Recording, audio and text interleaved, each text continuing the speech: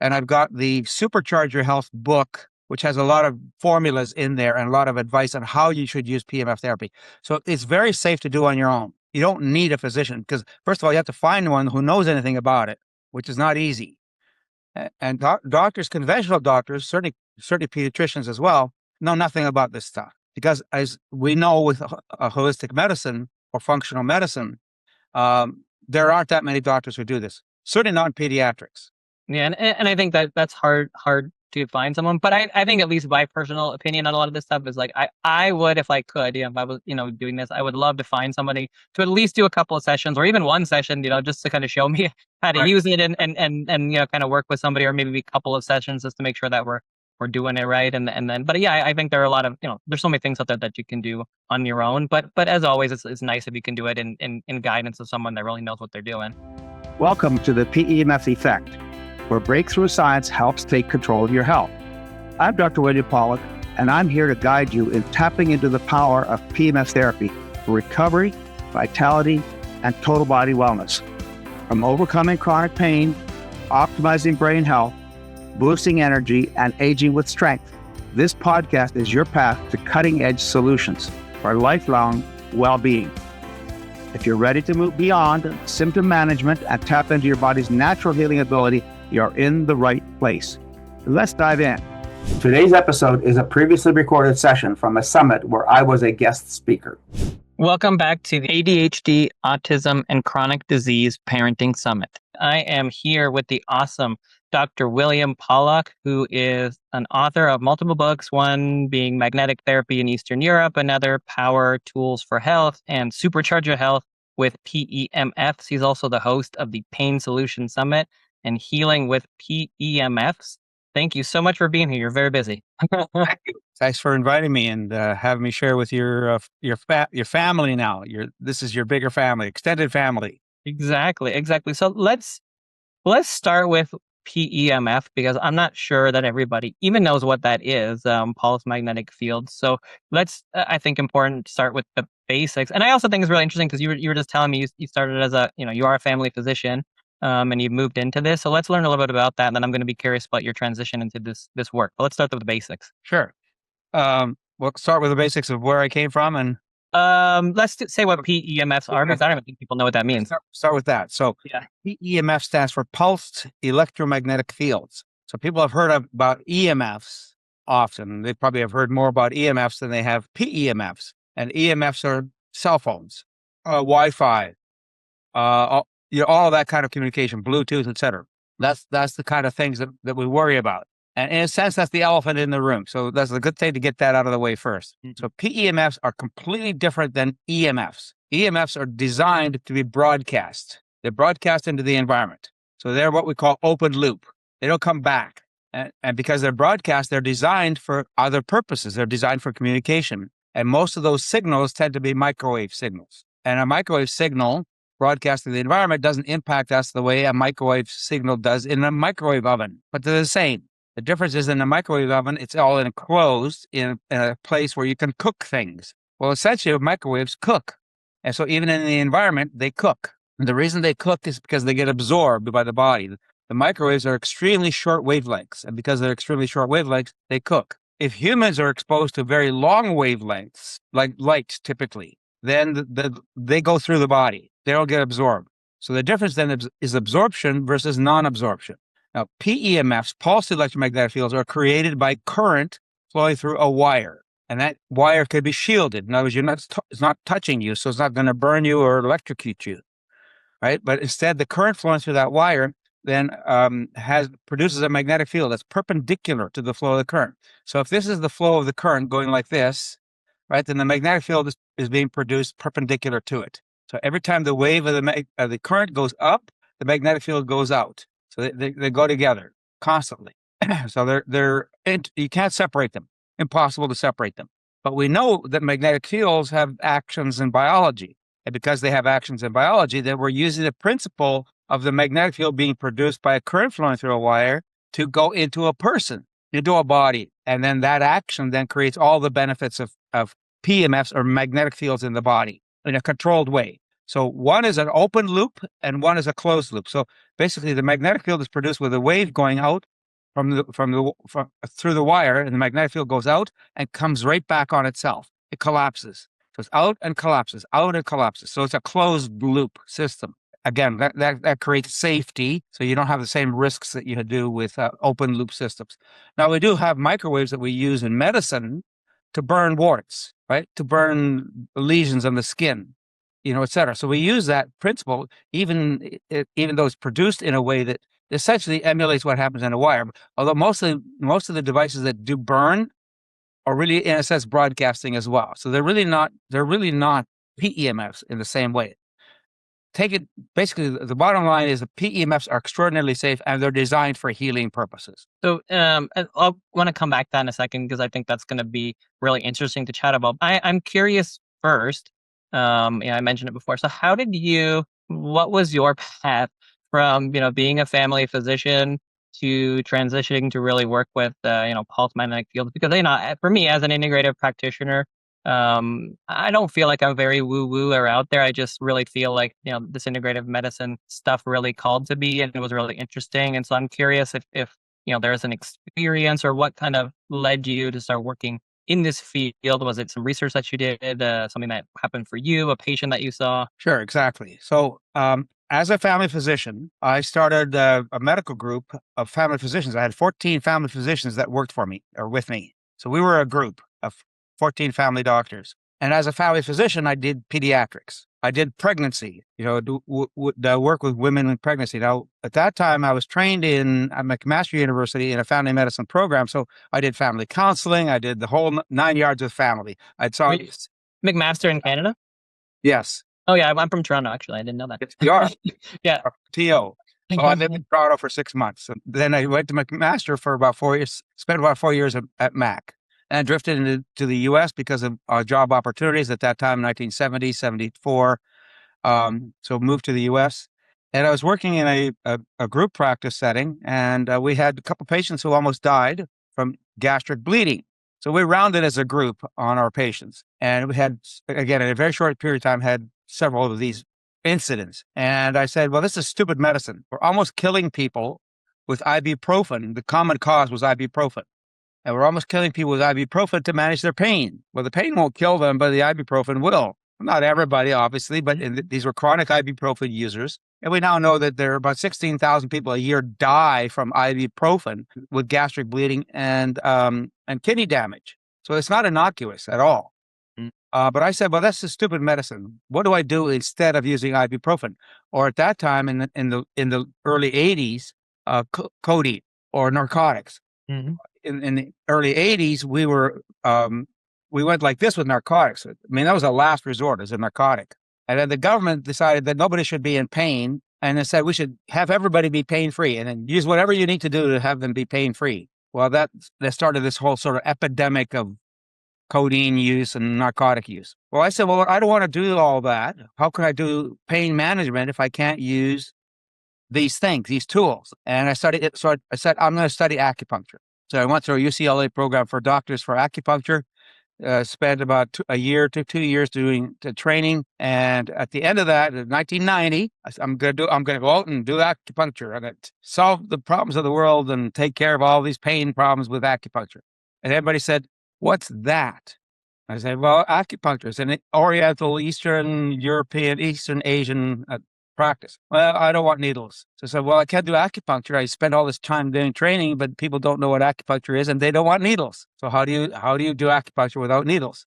So I discovered in the Eastern cultures, they had discovered that magnets worked on acupuncture points as well. They said, okay, so I started working with magnets and discovered that they had other properties and other values and other benefits that needles did not have. So I could still do acupuncture, but I also got additional benefits. And did further investigation and discovered that magnets actually heal tissue. Acupuncture doesn't heal. Acupuncture has other benefits that are more diverse and more remote and secondary in a sense. But all of a sudden, magnets were healing things. I had a wound on my leg. I had a spider bite. I was going to read on my back porch, and I got a magnet and put it on the spider bite. That spider bite just happened. I didn't even realize I got bit. And all of a sudden, there's this big welt showed up on my leg. So I put a magnet on it. 3 hours later, looked down, gone. Healed, gone. How long does it take for a spider bite to get healed? Yeah, I don't know. Well, it depends which one, but at least a couple of days usually. Usually, most of these wounds tend to take a week to 2 weeks Yeah. to fully heal. It was gone. So magnetic field therapy does something else, does something in addition to acupuncture. It does acupuncture too, but it does other things in addition. And that sort of started me down that whole journey of the path. And I met up with a doctor from the Czech Republic at MD PhD who got his PhD in magnetic therapy in rehab. Wow. And so he had translated a lot of that Eastern European science. So this has been around for a long time in Eastern Europe, but it's in journals that are is in the Cyrillic alphabet, or they're obscure, remote, journals. He had translated a lot of that science, and he produced a manuscript, but it was, not very well written because he's Czech, he's not English. And so we redid the manuscript and produced a book called Magnetic Therapy in Eastern Europe, a review of 30 years of research. So at that time, in the mid-'80s, it was 30 years of research already in Eastern Europe about magnetic fields. Like, what? We did not know about this stuff. So it just sort of blew the doors wide open, and it really provided a mechanism or an understanding of the actions of magnetic fields and how they work in the body and why they can help. And that started me down that journey. So that's the family medicine to adding modalities, because, we're always trying to solve problems. Mm-hmm. Are you tired of living with chronic pain? Medication only masks the symptoms, but real healing starts at the cellular level. I'm Dr. William Pawluk, the leading expert on PEMF therapy. Pulsed electromagnetic field therapy is a science-backed, drug-free solution that helps reduce pain, speed up recovery, and improve overall health, right from the comfort of your home.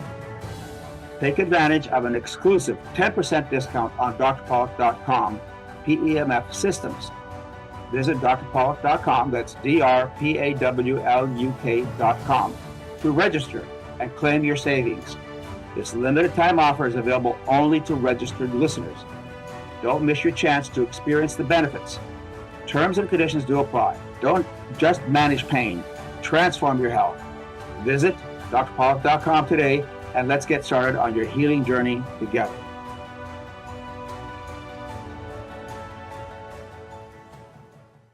Yeah, and that's just an amazing, perfect story for this. And I always find it so interesting because, and I've talked about this a few times in the past, especially with integrative medicine, it's like all these other things that exist in the world forever.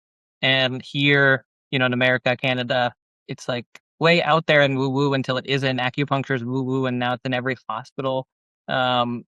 Something like magnetism. Why would that not affect the body? Of course it does. I mean, we know that like the moon affects the tides, right? It's like, obviously energy matters. And yeah, you talk about some of this stuff and it's like, oh, this is crazy woo out there stuff. But it's like, no, we just don't understand it yet. It obviously affects us. We don't know always how to use some of these tools appropriately, or maybe we're just not there yet. But actually there's a lot of research on a lot of this stuff, and it's been used for a long time. Like you said, something like magnetic fields have 30 years of research that nobody knows about, and this is many years ago. And imagine if we were just talking about this, where we could be, as opposed to giving opioids. What if we had been doing that kind of research on magnetic fields for 30 years? Where would we be with this? Who knows? And acupuncture is 3,000 years old at least. Right. A long time. But they explain it in terminology that we don't understand. What's qi? What's moving qi? What's yin and yang? All those concepts are very valid. They're basically, we're discovering now, they're electrical concepts. Mm-hmm. They didn't call it electricity because they didn't have electricity. Right. When that was developed originally. Right, exactly. They didn't understand what we understand today, but we shouldn't throw that all out. Like, we have to understand what they understood and make it relevant for ourselves, which I think is happening, which is great. I mean, I think we are moving in that direction, which is wonderful. But we still have a long way to go. But I'm curious about your experience. I'm sure you have worked with some kids, and lots of different, individuals with different conditions. So how do you find that this is helpful, and how do you use it in your practice, or when you're teaching about it? I mean, do you find it helpful for autism, ADHD, chronic conditions? What does it seem to be helpful for? So it's better to go back to how does it work? Because if you understand how it works, so we understood, okay, that magnets can do acupuncture. So we know that's a mechanism. But we also know that magnetic fields, as they pass through the body, they stimulate the body to produce energy. And that energy is used by the body to do what the body should have been doing in the first place. right? So in other words, it's producing energy, and then the body basically uses that extra energy to do whatever healing it needs to do. I had a 3-year-old girl, 3-year-old. Father calls me. My daughter just cut off the end of her thumb in a door jamb, right behind the nail. And he said, "What do I do?" So, well, the surgeons wanted to, basically clean up the wound and put a graft on it. That's what the plastic surgeons would do. I said, "Hold off." I heard that in the UK, sometimes they just sew the end back on and cross your fingers and it'll regrow. I just heard that as a story. I'd never seen it happen, never did anything like that. So I said, let's just put the piece back on again. And I've got pictures of this. So sew it back on again. It'll serve as a bandage anyway. You close the wound. We did that. She did 1.5 hours to 3 hours a day of a magnetic field that she put on her thumb. She wouldn't do more. I wanted to do more, but she wouldn't do more. 3-year-old, she's not going to sit still for much, right? Yeah. So 12 weeks later, she is regrowing her nail. Amazing. Regrew her thumb. Wow. Nothing. Passive. Completely passive. No injuries, no complications, no infections, nothing. The magnetic field helped that wound grow, and it kept it safe while it was growing. So it helped the bone to grow. It helped the nail to grow. It helped the skin to grow, right? The nerves to grow. This is a normal thumb now. If she had been grafted, she would have been, had an abnormal thumb for the rest of her life, right? Amazing. So it's biology. It's not kids. It's not adults. It's not males. It's not females. It's biology. A lot of the research on magnetic field therapies has been done in animals, and the animals respond extraordinarily well to magnetic fields. So kids are as sensitive as animals are to magnetic fields, depending on the age of the child, of course, right? So I have a blog on my website. So my website is drpawluk.com, drpawluk.com. And there's a blog there about kids using magnetic fields in children. Most of the time, the children who come to magnetic field therapy are coming to it because they have fairly significant health issues, right? Because this equipment is not cheap. And you have to use it regularly. You have to, in her case, she used it for only an hour and a half to 3 hours a day. She would have healed a lot faster if she'd been using it 6 hours a day. But nevertheless, she got something amazing happen to her, even with that amount of treatment. So the way it works is basically at a basic cellular level. So magnetic fields increase tissue regeneration. They decrease inflammation. They increase stem cell production. They increase ATP.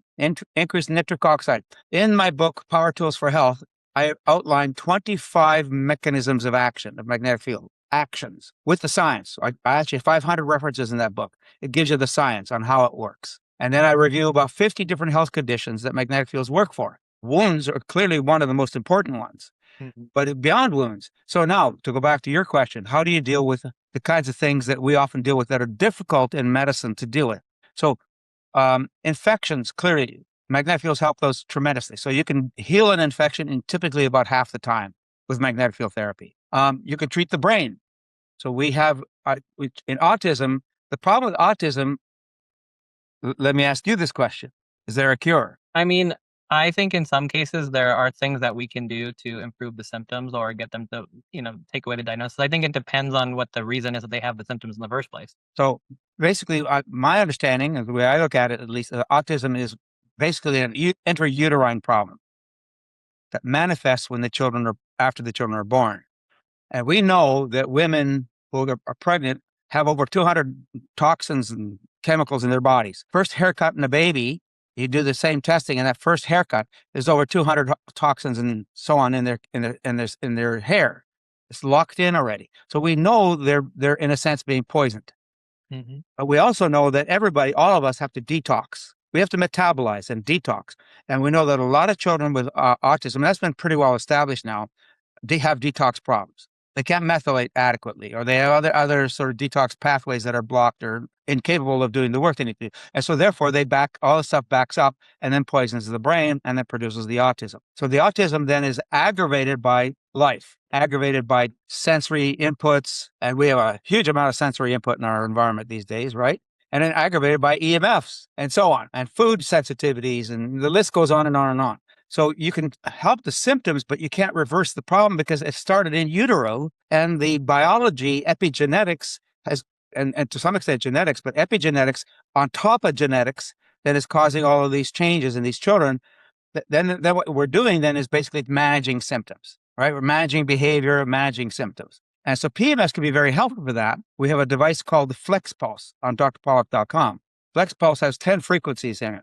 So the frequencies are designed to modulate brainwave frequencies, brainwave patterns. So if you have a child that's anxious or angry, acting out, if you use the magnetic therapy, apply it to the brain.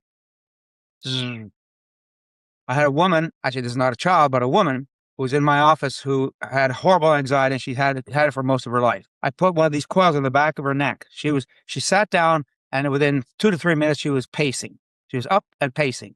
I put the coil in the back of her neck, and literally you could see the elevator going down. She sat down, did the rest of the interview. And what we did is we used 7 hertz, which is it's a theta frequency, to cause the brain to quiet down, and her brain just sort of really settled down. She bought a machine, and she's been using it ever since. She uses it every day to help her with her anxiety and her agitation.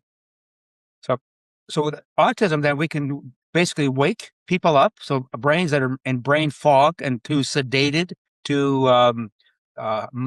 hypomanic, well, not manic, but the activity level is too low, that you can wake them up or you can put them to sleep. I have a personal experience where I had to pick up my daughter at an airport at 2:00 in the morning. I'm normally in bed at 10.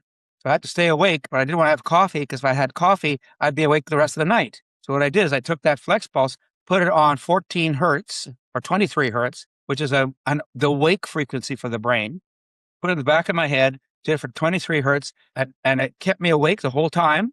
As soon as I got home, I took it off, back to right to sleep.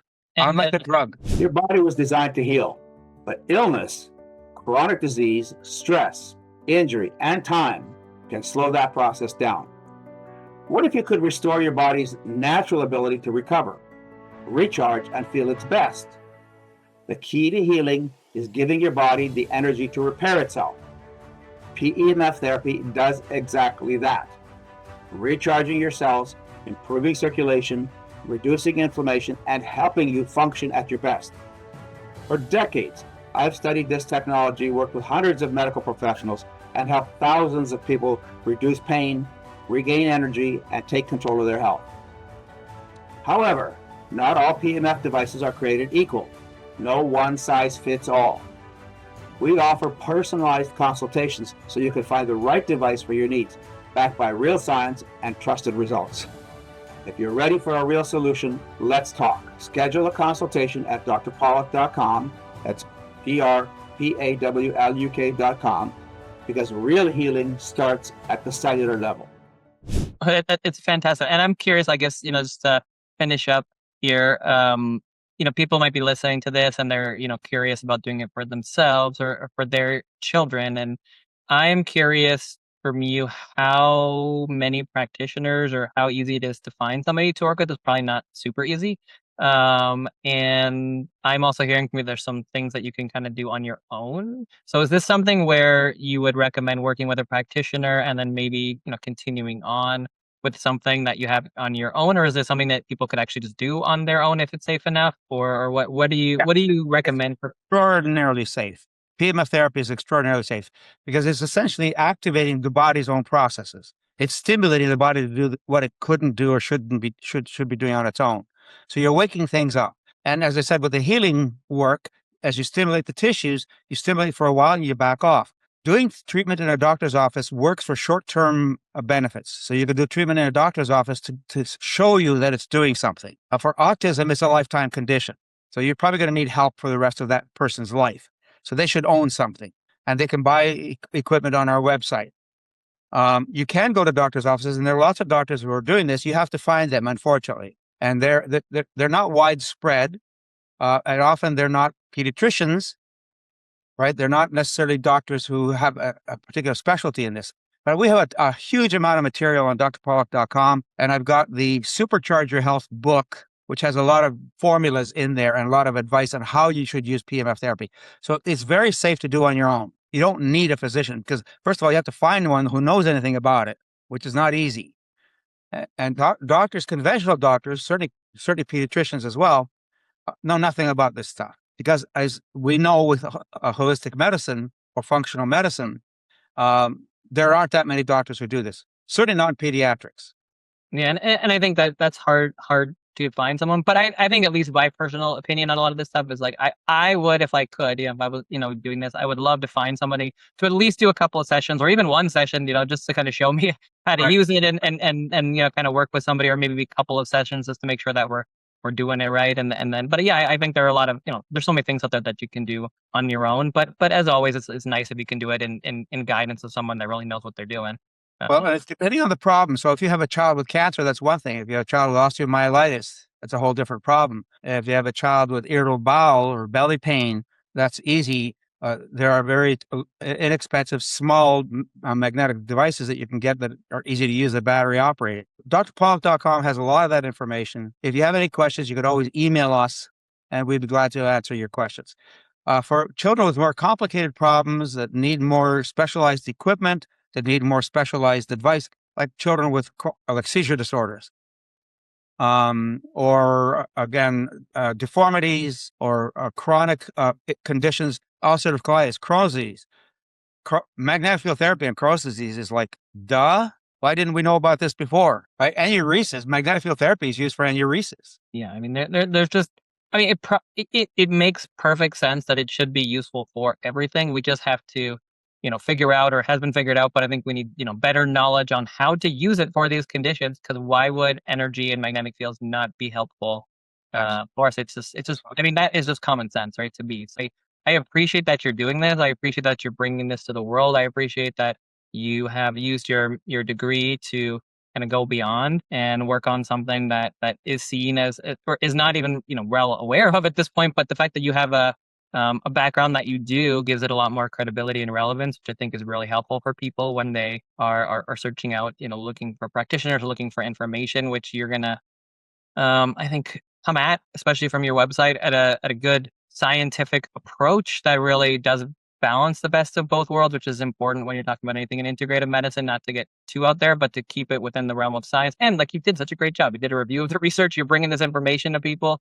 And I think that's really cool, because the way that this is going to change in the future is by teaching other practitioners to do it, and bringing credibility to it. And people directly, the public directly.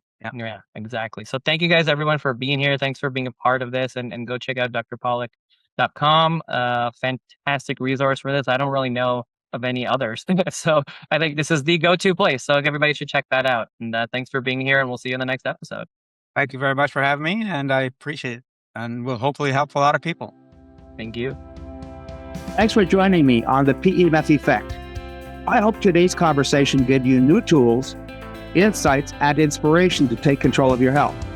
If you enjoyed this episode, don't forget to subscribe, leave a review, and share it with someone who could benefit from PEMF therapy and holistic healing. Your body has the power to repair, recover, and thrive. Sometimes it just needs the right charge. Until next time, stay curious, stay proactive, and keep powering up to better health.